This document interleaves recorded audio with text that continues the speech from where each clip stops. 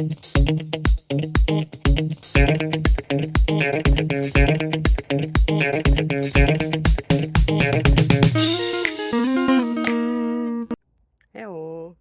So today is sports day, so it's time to do something for us, for our body, and of course for our mind. So how about this next question?